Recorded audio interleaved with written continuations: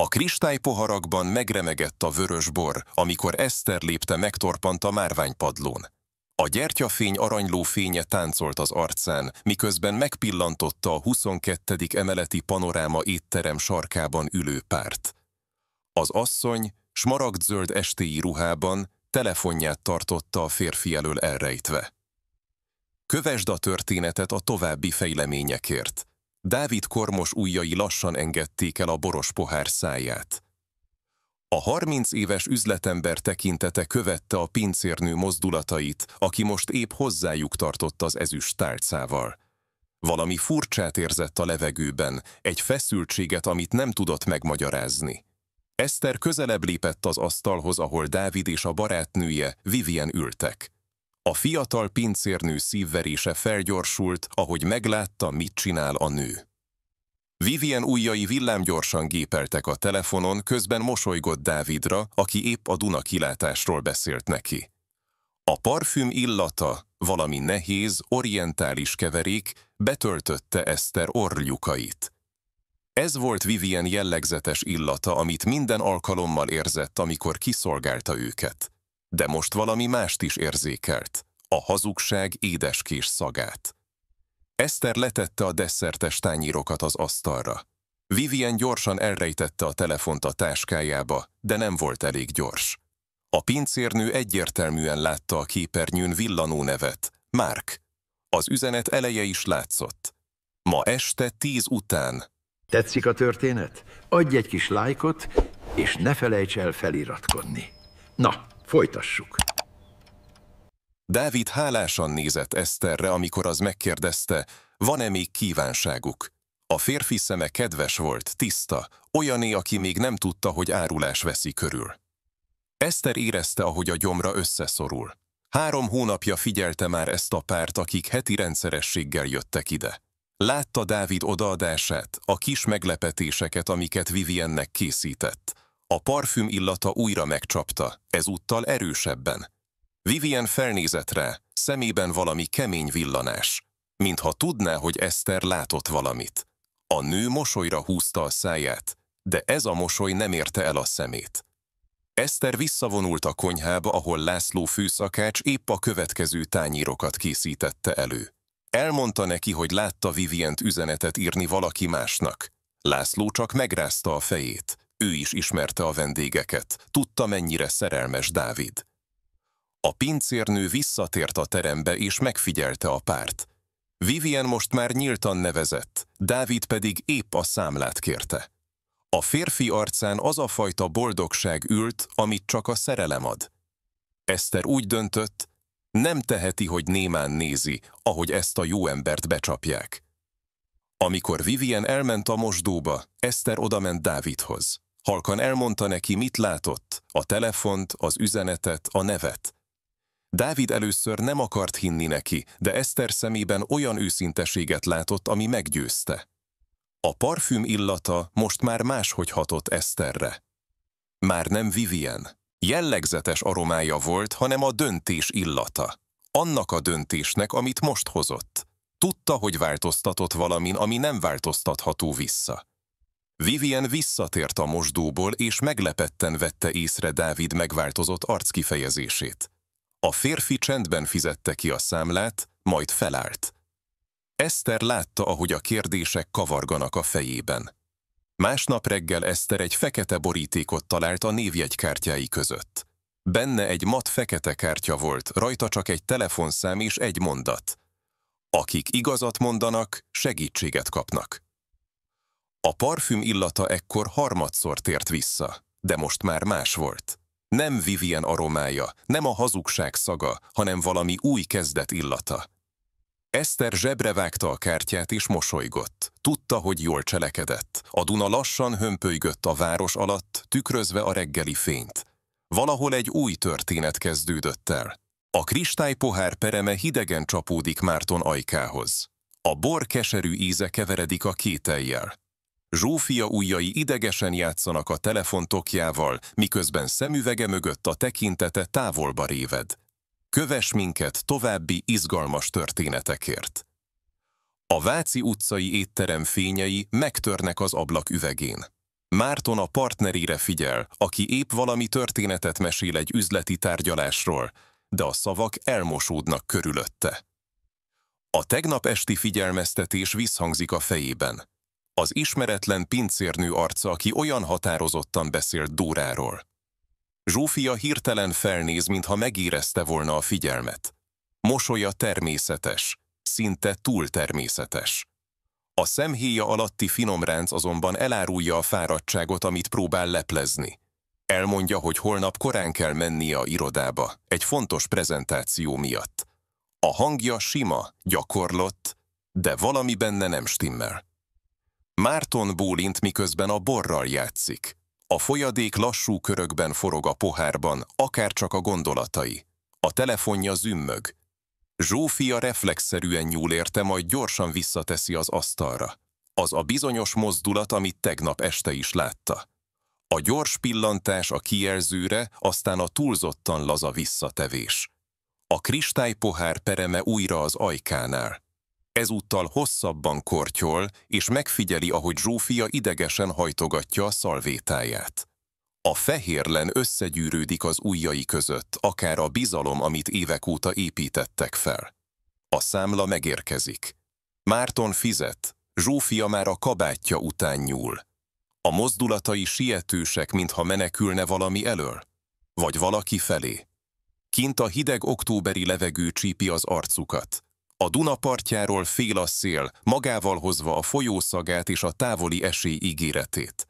Zsófia megcsókolja az arcát, aztán elvegyül a tömegben. Márton utána néz, ahogy a magas sarkú cipője kopog a kövön. Másnap reggel a postaládában várja. Fekete boríték, címzés nélkül. A papír között egy egyszerű kártya, mat fekete felülettel, egyetlen aranylogóval a közepén. Semmi más. Nincs szöveg, nincs magyarázat. A kártya súlya váratlan az ujjai között. Prémium minőség, olyan, amilyet csak különleges klubokban vagy exkluzív szolgáltatásoknál használnak. A logó ismerős valahonnan, de nem tudja behelyezni. A konyhában kávét főz, miközben a kártya az asztalon fekszik. A fekete felület elnyelni látszik a reggeli fényt. Ahogy kortyolgat a forró italból, egyszer csak eszébe jut.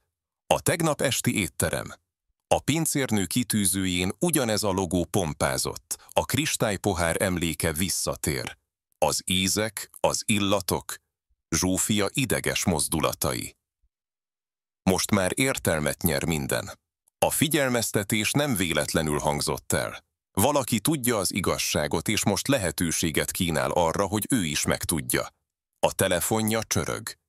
Zsófia neve villan fel a kijelzőn. Márton nézi, ahogy rezeg a készülék az asztalon, de nem veszi fel. A fekete kártya mellette fekszik, mint egy néma tanú. A csörgés elhal. Az üzenetrögzítő kapcsol. Zsófia hangja áramlik ki a készülékből, mentségeket keres a tegnapi korai távozásra. Túl sok a munka, túl sok a stressz, mint mindig. Márton feláll, a kártyát a tenyerébe veszi. A felülete simán simul az ujjai közé. Valahol a városban van egy hely, ahol válaszokat kaphat. Egy hely, amelyet ez a fekete kártya nyit meg előtte. A reggeli fény másképp töri meg az ablakban. Élesebbnek tűnik, világosabbnak. Mintha a ködös félhomály, amely hónapok óta körülvette, kezdene oszladni. A kártya a zsebébe kerül, melegen pihen a szövet mellett. A kávé már hideg, de nem számít. Márton kinéz az ablakon, ahol Budapest lassan ébred. A város ugyanaz, mint tegnap, mégis minden megváltozott. A fekete kártya súlya a zsebében új irányt mutat, egy utat, amelyen hamarosan végig kell mennie. A kristálypohár rezgése a márványasztalon másodpercekkel a csengő előtt érkezik. Péter ujjai megmerevednek a fekete kártya körül, amelyet még mindig nem mert felbontani. A Ritz-Carlton penthouse-jának hatalmas ablakain át a Duna csillogása vakítja el, mint egy tört tükör. Kövesd ezt a történetet további izgalmas fejleményekért. A lift ajtaja szétnyílik, és Zsófia léptei visszhangzanak a márvány folyosón. Péter gyorsan zsebébe csúsztatja a kártyát, de a súlya ott marad a mellkassán, mint egy hideg köd. Zsófia sminkje tökéletes, a smaragdzöld ruha minden ránca a helyén, mégis valami furcsa feszültség vibrál körülötte. Elmondja, hogy a fodrásznál volt, de a haja ugyanolyan, mint reggel. A parfümje sem az a lágy vanília, amelyet mindig használ, hanem valami élesebb, idegen illat keveredik vele. Péter észreveszi, ahogy Zsófia kerüli a tekintetét, és gyorsan a telefonjához nyúl, mintha sürgős üzenetre várnának rá. Az asztalon még mindig ott hever a kristálypohár, amelyből tegnap este ittak. A benne maradt borcseppek már besűrűsödtek, mint apró vérrögök. Zsófia elmegy mellette anélkül, hogy felvenné, pedig általában rögtön eltakarít mindent. Péter megfigyeli, ahogy Zsófia a hálószoba felé indul. A járása más, mint korábban, sietősebb, idegesebb. Amikor visszajön, friss ruhában van, de az oknián még mindig ott a kis folt, amit nem vett észre. Péter soha nem figyelt volna meg ilyen apróságokat korábban, de most minden részlet égető éllel válik ki a környezetből. A telefonja újra csörög. Zsófia azonnal felkapja a fejét, és a szemében valami olyasmi villan fel, amit Péter nem tud megfejteni. Félelmet? Reményt? Elkeseredést?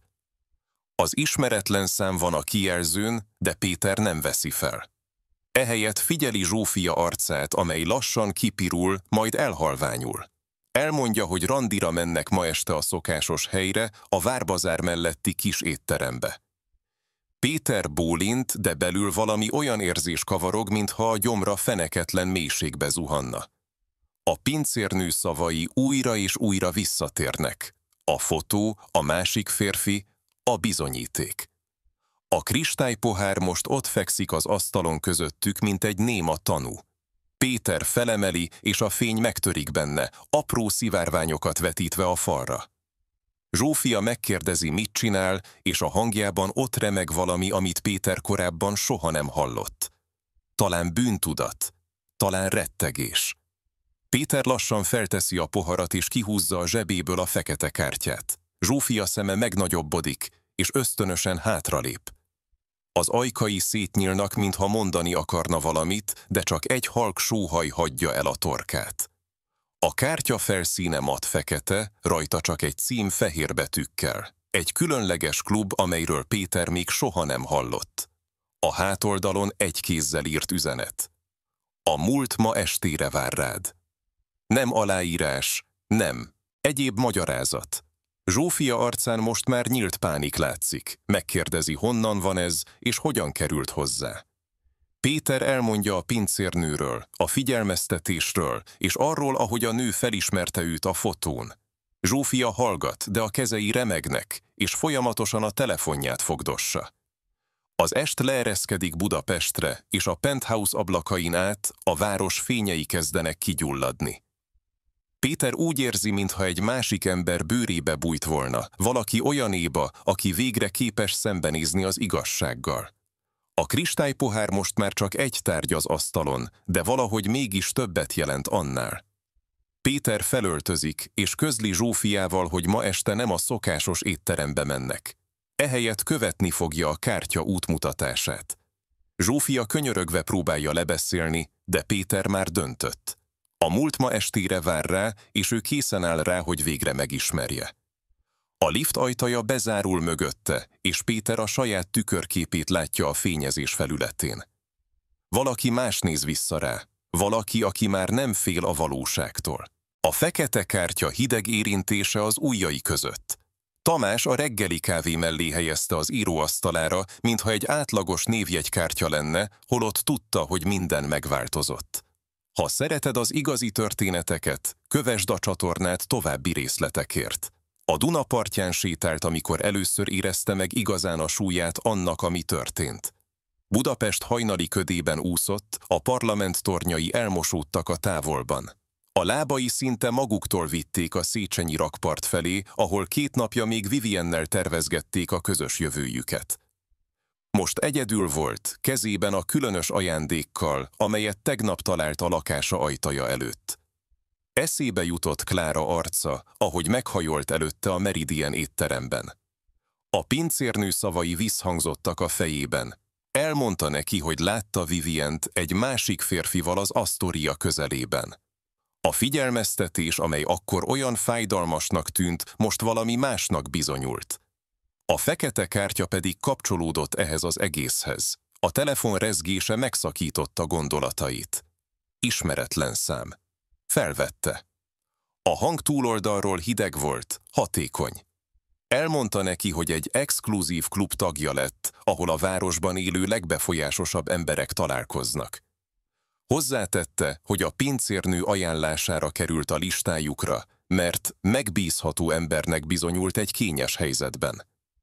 Tamás megállt a rakpart korlátjánál. A Duna lassan folydogált alatta, tükörszerű felületén a hajók fényei ringatóztak. Most kezdett megérteni valamit. Klára nem véletlenül figyelmeztette őt. Nem egy egyszerű alkalmazott volt, hanem valaki, aki figyeli az embereket, értékeli őket. A klub, amelyről beszéltek, olyasmi lehetett, ahol az információ és a lojalitás többet ért az aranynál. Vivien képe újra felmerült benne, de most máshogy.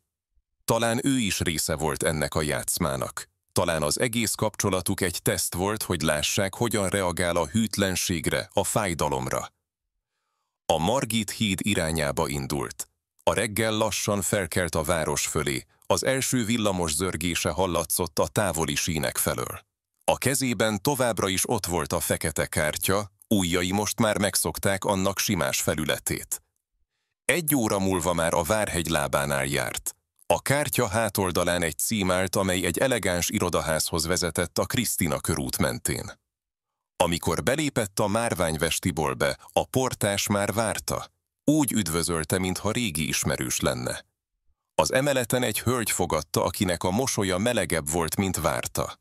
Elmondta neki, hogy ritka ajándékot kapott. A klub azoknak szól, akik értékelik a diszkréciót és az autentikus emberi kapcsolatokat, akik nem játszanak hamis játékokat. Tamás ekkor értette meg igazán. Klára nem csak figyelmeztette, hanem megmentette. A fekete kártya belépő volt egy olyan világba, ahol az őszinteség és a hűség még számított valamit. Vivien valóban megcsalta, de ez a felfedezés egy kaput nyitott meg számára. A klub tagsága nem csak státusz volt, hanem egy új élet kezdete, ahol az emberek igaziak voltak egymáshoz. Az ablakból lenézett a városra. Budapest pihentebb arcát mutatta, mint ahogy korábban látta. A Duna most már nem csak egy folyó volt, hanem egy határ is, a régi élete és az új között. A fekete kártya a zsebében olyan volt, mint egy kulcs, amely végre kinyitotta az ajtót a boldogság felé. A fekete kártya fémesen csillogott Márton kezében, mint egy hideg ígéret. Az aranybetűk egyetlen nevet hordoztak, Klára Somogyi. A levegő megállt körülötte. Kövess minket további izgalmas történetekért. Márton ujjai remegtek, amikor a kártyát forgatni kezdte. A budapesti reggel szürke fénye beszűrődött az irodája ablakain, de ő csak ezt az egyetlen tárgyat látta. Tegnap este még Viktória karjaiban aludt, ma pedig ez a névjegy minden kérdésére választ adott. A pincérnő szavai visszhangzottak a fejében. Elmondta, hogy látta őket. Elmondta, hogy nem először. A részletek kristálytisztán álltak össze, mint egy kegyetlen kirakó. Márton feltápászkodott az íróasztal mellől. A szőnyeg puha volt a lába alatt, de minden lépés nehéznek tűnt. A kártya súlya a tenyerében messze meghaladta a valóságos gram súlyát. A múltból hirtelen előtört egy emlék. Az elmúlt hónapokban Viktória furcsa telefonhívásai, a késői érkezések, az új parfüm illata a haján. Márton akkor még szeretetnek nevezte ezt a bizalmat, amely nem kérdez. Most már tudta, hogy butaság volt. A kártyán szereplő cím egy belváros irodaházra utalt. Márton ismerte a helyet. Elegáns üveghomlokzat, drága bérleti díjak. Olyan hely, ahol sikeres emberek találkoznak. Olyan hely, ahova Viktória gyakran járt állítólagos üzleti megbeszélésekre. Márton zsebébe süllyesztette a kártyát. A fekete karton átmelegítette a tenyerét, mintha élő dolog lenne. Tudta, hogy ma el kell mennie oda. Tudta, hogy választania kell. A telefon csörgött az asztalon. Viktória neve világított a kijelzőn. Márton hosszú másodpercekig nézte a villogó betűket, majd kikapcsolta a hangot. A csend visszatért az irodába. Délutánra már az irodaház előtt állt. A nagy üvegajtók mögött emberek siettek fel alá, mint egy hangyaboly lakói. Márton a zsebében szorongatta a kártyát. A fémesen hideg felület most már barátságosnak tűnt, mint egy kompassz, amely hazavezeti. Az épület lobbijában márványoszlopok emelkedtek a plafon felé. Márton megtalálta a liftet, benyomta a 6. emelet gombját. A zene lassan szállt körülötte, mint egy gyászmenet melódiája. A folyosó végén ott volt az ajtó. Klára Somogyi, magántanácsadó. Márton megállt előtte, kezét az ajtó kilincsre tette. A kártya most harmadszor érintette meg a tenyerét, de ezúttal másként. Nem emlék volt már, nem is felismerés, hanem döntés eszköze. Márton benyomta a kilincset. Klára egy elegáns, 40 körüli nő volt. Hosszú, sötét haja keretezett egy intelligens arcot. Elmondta, hogy várt már rá. Elmondta, hogy tudja, miért jött. Márton leült az íróasztal túloldalán. A szoba csendes volt, csak a forgalom távoli moraja szűrődött be az ablakon. Klára egy vastag dosszié felé nyúlt. A fényképek egy fájdalmas történetet meséltek el. Viktória is egy ismeretlen férfi különböző helyeken, különböző időpontokban. Szállodák, éttermek, parkok. A képek időbélyegzői hónapokra nyúltak vissza. Márton végignézte mindegyiket. Minden egyes fotó egy újabb darabka volt abból a valóságból, amelyet eddig nem akart látni. Klára csendben várta, míg véget ér ez a csendes vallomás. Amikor Márton végre felnézett, megkérdezte, mennyit kér ezért. Klára rázta a fejét. Elmondta, hogy ez ajándék. Elmondta, hogy vannak dolgok, amelyeket ingyen kell megtenni.